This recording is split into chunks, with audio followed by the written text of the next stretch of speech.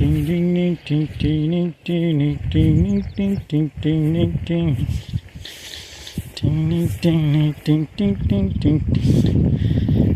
हाम्रो खेत सबै मकैबारी मात्रै छ।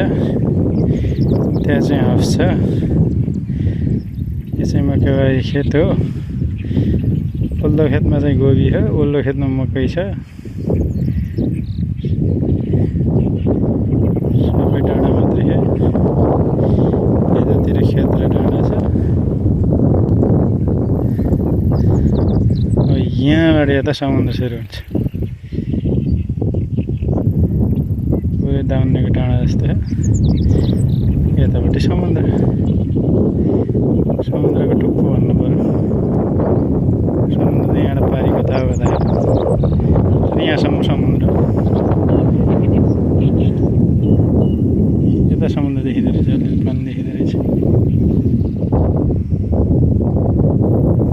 यो चाहिँ समुद्रको बाटो हो कि वाल हो कि यो वाल हो कि बाटो भने भनौँ। यो ढुङ्गा राखेको यहाँ चाहिँ टन्ने